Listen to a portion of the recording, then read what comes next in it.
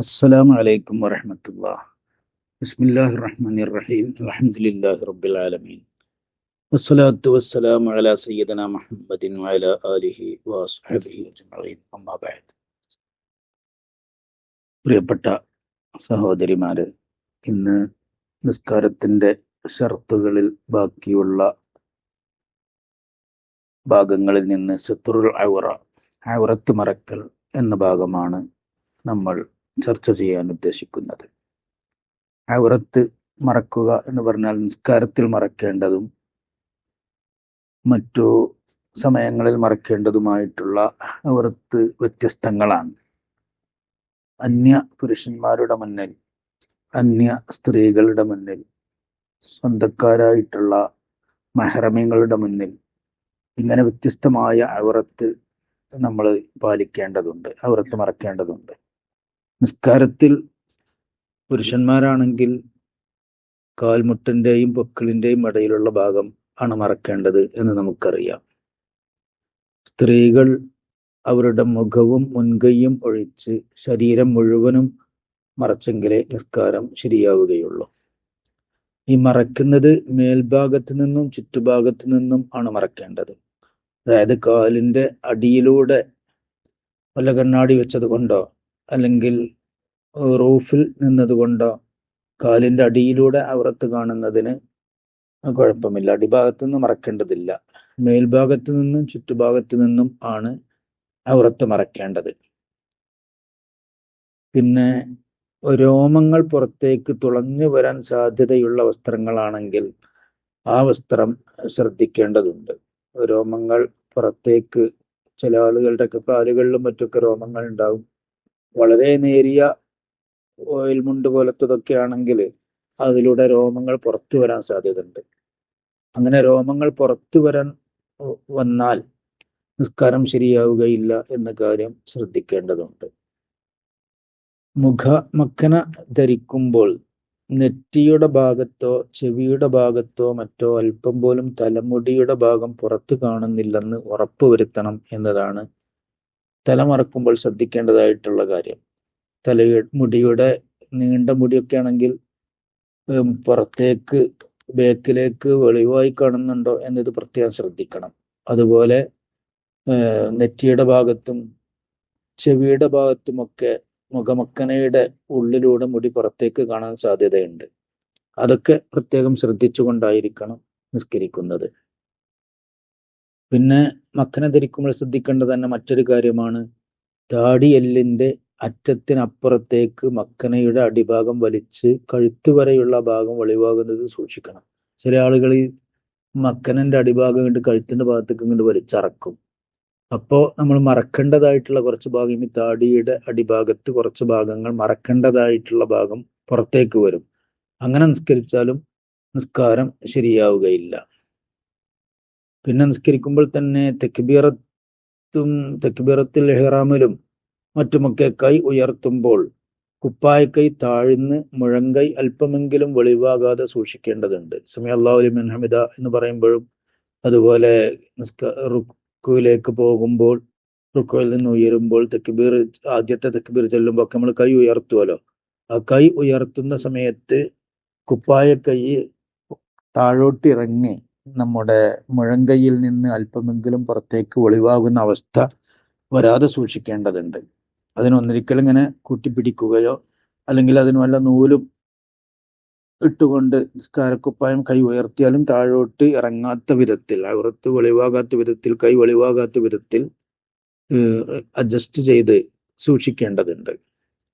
മറ്റൊന്ന്, സുജൂദ് ചെയ്യുമ്പോഴും ഇരിക്കുമ്പോഴുമൊക്കെ കാലിന്റെ ഭാഗം വെളിവാകുന്നത് സൂക്ഷിക്കേണ്ടതുണ്ട്. ചില സ്ത്രീകളൊക്കെ നിസ്കരിക്കുമ്പോൾ അത്തഹിയ്യാത്തിന് ഇരിക്കുമ്പോൾ അല്ലെങ്കിൽ സുജൂദ് ചെയ്യുമ്പോൾ ഒക്കെ കാലിന്റെ ഭാഗം പുറത്തേക്ക് വരാൻ സാധ്യതയുണ്ട്. അത് പ്രത്യേകം സൂക്ഷിക്കണം. നല്ലതുപോലെ ഇറക്കമുള്ള നിസ്കാര കുപ്പായമായിരിക്കണം ധരിക്കേണ്ടത്. പിന്നെ നിസ്കാരത്തിൽ അല്ലെങ്കിൽ സ്ത്രീ അന്യരുടെ മുന്നിൽ മുഖവും മുൻകൈയും അടക്കം ശരീരം മുഴുവനും മറക്കൽ അവർക്ക് നിർബന്ധമാണ്. നിർബന്ധം എന്ന് പറഞ്ഞാൽ അന്യർ കാണും എന്നുറപ്പുണ്ടെങ്കിലാണ് നിർബന്ധം.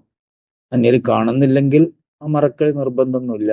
അന്യ ആളുകൾ നോക്കുകയും തന്നെ നോക്കുന്നുണ്ട് എന്ന് മനസ്സിലായാൽ മുഖവും അടക്കമുള്ള ശരീരത്തിന്റെ മുഴുവൻ ഭാഗങ്ങളും മറക്കൽ നിർബന്ധമാണ്. തനിക്ക് വിവാഹം ഹറാമായിട്ടുള്ള തൻ്റെ മക്കള്, സഹോദരന്മാര്,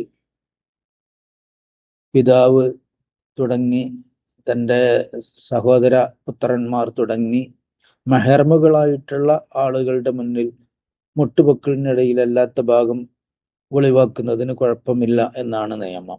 ആവശ്യമെങ്കിൽ വെളിപ്പെടുത്താവുന്നതാണ്. പക്ഷേ ഏതൊരു വെളിപ്പെടുത്തലും കുറ്റകരമായ കാര്യങ്ങളിലേക്ക് അത് വഴിവെക്കും എന്നുണ്ടെങ്കിൽ ഒഴിവാക്കപ്പെടേണ്ടതുമാണ്. ശഹവത്തോടുകൂടി, വികാരത്തോടുകൂടി ഒരു വസ്തുവിലേക്ക് പോലും നോക്കാൻ പാടില്ല എന്നതാണ് നിയമം. അത് അന്യ സ്ത്രീ എന്നല്ല, സ്ത്രീയുടെ ഫോട്ടോ ആണെങ്കിലും അന്യപുരുഷനാണെങ്കിലും ആ പുരുഷന്റെ ഫോട്ടോ ആണെങ്കിലും ഒരു മരമാണെങ്കിൽ പോലും ആ മരത്തിലേക്ക് നോക്കുമ്പോൾ ഒരാൾക്ക് വൈകാരികമായിട്ടുള്ള ചിന്ത വരുന്ന അവസ്ഥയുണ്ടെങ്കിൽ, അതായത് അവന്റെ ലൈംഗിക ചിന്ത ഉണർത്തുന്ന വിധത്തിലുള്ള എന്തെങ്കിലും സാധനത്തിലേക്ക്, വസ്തുവിലേക്ക് ഒക്കെ നോക്കുക എന്നത് ഹറാമാണ്. ഔറത്ത് നോക്കലും അതേപോലെ തന്നെ അന്യ സ്ത്രീ പുരുഷന്മാർ തമ്മിൽ കാണലുമൊക്കെ ഹറാമ് തന്നെയാണ്. അപ്പോ ഇങ്ങനെയുള്ള അന്യ സ്ത്രീ പുരുഷന്മാർ തമ്മിൽ കാണാൻ തന്നെ പാടില്ല എന്നതാണ് നിയമം. അഥവാ അവരുടെ ആവശ്യങ്ങൾക്ക് വേണ്ടി വല്ല ഇടപാടുകൾ നടത്താനോ അല്ലെങ്കിൽ അധ്യാപനം പോലുള്ള കാര്യങ്ങൾക്കൊക്കെ വേണ്ടി കാണുകയാണെങ്കിൽ മുഖം നോക്കുന്നതിന് വിരോധമില്ല. പക്ഷെ അതും കുറ്റകൃത്യത്തിലേക്ക് നയിക്കും എന്ന അവസ്ഥയുണ്ടെങ്കിൽ അത് നിഷിദ്ധം തന്നെയാണ്. പഠിക്കാനാണെങ്കിലും ഏത് കാര്യത്തിനാണെങ്കിലും കാണൽ ഹറാമാവും. ഇടപാടുകൾ നടത്താനും അതുപോലെ സാക്ഷി പറയാനും ഒക്കെ വേണ്ടി നോക്കുന്നതിന് വിരോധമില്ല എന്ന ഇളവുണ്ട്. അതുപോലെ ചികിത്സാവശ്യത്തിന് വേണ്ടി നോക്കാവുന്നതാണ്. ചികിത്സാവശ്യത്തിന് വേണ്ടി നോക്കുക എന്ന് മാത്രമല്ല, അത് സ്പർശിക്കലും അതുപോലെ ഔറത്തടക്കമുള്ള ഏത് ഭാഗവും സ്പർശിക്കലും തൊഴിലുമൊക്കെ ചികിത്സയുടെ നിർബന്ധിത ഘട്ടത്തിൽ അനുവദനീയമാണ്. അതിന് ചികിത്സയുടെ ആവശ്യത്തിന് കാണൽ അനുവദനീയമാണ് എന്ന് പറഞ്ഞാൽ ഒരു സ്ത്രീയെ സംബന്ധിച്ചിടത്തോളം മുസ്ലിം ആയിട്ടുള്ള മറ്റു സ്ത്രീ ഇല്ലാതിരിക്കണം, അല്ലെങ്കിൽ മുസ്ലിം സ്ത്രീ ഇല്ലെങ്കിൽ അന്യമതത്തിൽപ്പെട്ട സ്ത്രീകൾ ഇല്ലാതിരിക്കണം. ആ സ്ത്രീകളും ഇല്ലെങ്കിൽ പിന്നെ നല്ല നീതിമാന്മാരായിട്ടുള്ള മുസ്ലിങ്ങൾ ഇല്ലാതിരിക്കുമ്പോഴേ ആ മുസ്ലിമീങ്ങളെ കാണിക്കാൻ പാടുള്ളൂ. അങ്ങനെ ആ നിബന്ധന തർത്തീബൊക്കെ പാലിച്ചുകൊണ്ട് ഒരു നിലക്കും ഒഴിവാക്കാൻ കഴിയാത്ത ഒരു സാഹചര്യം വരികയാണെങ്കിൽ അന്യപുരുഷനും അന്യ സ്ത്രീക്കും തമ്മിൽ, സ്ത്രീക്ക് പുരുഷനെയും പുരുഷന് സ്ത്രീയെയും ഒക്കെ കാണുന്നതിനും അതുപോലെ സ്പർശിക്കുന്നതിനും ഒക്കെ ചികിത്സാവശ്യത്തിന് വേണ്ടി അനുവാദമുണ്ട്. പിന്നെ വിവാഹാവശ്യത്തിന് വേണ്ടി സ്ത്രീക്കും പുരുഷനും പരസ്പരം കാണൽ സുന്നത്തുണ്ട്. പുതിയാപ്പിള പുതിയണ്ണിനെയും പുതിയണ്ണ് പുതിയാപ്പിളയും ഒക്കെ കാണുക എന്നത് വിവാഹാവശ്യത്തിന് വേണ്ടി സുന്നത്താണ്. ഈ കണ്ടതിന് ശേഷമാണ് വാസ്തവത്തിൽ അന്വേഷണം നടത്തേണ്ടത്. അന്വേഷണം നടത്തി അവരൊക്കെ ഏകദേശം ധാരണയിലെത്തിയതിന് ശേഷമല്ല അങ്ങോട്ടും ഇങ്ങോട്ടും കാണേണ്ടത്. കണ്ടതിന് ശേഷം ഇവൻ ഇഷ്ടപ്പെട്ടില്ലെങ്കിൽ അത് പരസ്പരം മാനസികമായിട്ടൊരകൽച്ചക്കും വെറുപ്പിനും അല്ലെങ്കിൽ സങ്കടത്തിനുമൊക്കെ അത് കാരണമായിത്തീരും. അതുകൊണ്ട് തന്നെ അന്വേഷണം നടത്തുന്നതിന് മുമ്പ് കാണലാണ് സുന്നത്തുള്ളത്. പിന്നെ നിർബന്ധിത സാഹചര്യത്തിൽ അല്ലാതെയും കാണാവുന്നതാണ്. ഏകദേശം പറ്റും എന്ന് തോന്നുന്നുണ്ടെങ്കിൽ അന്വേഷണത്തിന് ശേഷം കണ്ടതുകൊണ്ടും വിരോധമൊന്നുമില്ല. പക്ഷെ ഇതാണ് അതിൻ്റെ സുന്നത്തായിട്ടുള്ള രൂപം. കണ്ട് തൃപ്തിപ്പെട്ടതിന് ശേഷം അന്വേഷണം നടത്തലാണ് വിവാഹാവശ്യത്തിന് വേണ്ടി നിർദ്ദേശിക്കപ്പെട്ടിട്ടുള്ളത്. ഇങ്ങനെ ഔറത്ത് മറക്കുക എന്നത് നമ്മുടെ ഒരു പ്രൊട്ടക്ഷന്റെ, നമ്മുടെ സുരക്ഷിതത്വത്തിന്റെ ഭാഗമാണ്. ഔറത്ത് മറച്ച് നല്ല രീതിയിൽ നടക്കുന്ന ഒരു സ്ത്രീയോട് വളരെ മാന്യമായ നിലക്ക് മാത്രമേ മറ്റുള്ളവർക്ക് പെരുമാറാൻ സാധിക്കുകയുള്ളൂ. അപ്പൊ ഇങ്ങനെ ചെയ്യുക എന്നത് സ്ത്രീയുടെ സ്വാതന്ത്ര്യത്തിന്റെ മേലുള്ള കൈകടത്തലല്ല എന്നും അവളുടെ സുരക്ഷിതത്വത്തിന് വേണ്ടിയുള്ള മുൻകരുതലാണ് എന്നും നമ്മൾ മനസ്സിലാക്കുകയും ആ ആശയം നമ്മൾ മറ്റുള്ളവർക്ക് പറഞ്ഞു കൊടുക്കുകയും പ്രചരിപ്പിക്കുകയും ചെയ്യേണ്ടതുണ്ട്.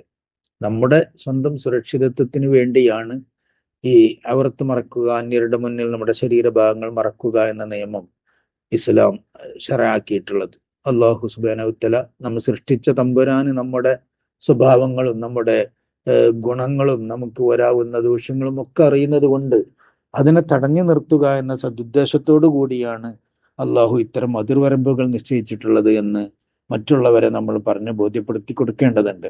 മറച്ചു വെക്കുക എന്നത് മൂല്യം കൂടുന്നതിനനുസരിച്ച് മറക്കൽ അത്യാവശ്യവും അതിന്റെ സുരക്ഷിതത്വത്തിനും ആവശ്യമാണ് എന്ന് നമുക്കറിയാം. നമ്മൾ പിന്നെ വില കുറഞ്ഞ സാധനങ്ങളൊക്കെ അട്ടിക്കല്ല്, മണല്, കല്ലിറക്കിയത് പോലത്തതൊന്നും നമ്മൾ പെട്ടിയിൽ സൂക്ഷിക്കാറില്ല. അത് അതിന്റെ പുറത്താണ് നമ്മൾ സൂക്ഷിക്കാറുള്ളത്. പക്ഷെ നമ്മൾ ആഭരണങ്ങളും മറ്റുമൊക്കെ വളരെ പെട്ടിയിൽ വളരെ ഭദ്രമായിട്ട് ആരും കാണാത്ത വിധത്തിലാണ് സൂക്ഷിക്കാറുള്ളത്. അതുപോലെ തന്നെ സ്ത്രീ എന്ന് പറയുന്നത് വളരെ അമൂല്യമായിട്ടുള്ളതും ഇസ്ലാം അതിന് വലിയ മഹത്വം കൽപ്പിച്ചിട്ടുള്ളതും നബി സല്ലല്ലാഹു അലൈഹി വസല്ലം തങ്ങൾ വഫാത്തിന്റെ സമയത്ത് പോലും അവരുടെ കാര്യത്തിൽ ഉപദേശം നൽകിയിട്ടുള്ളതുമാണ്.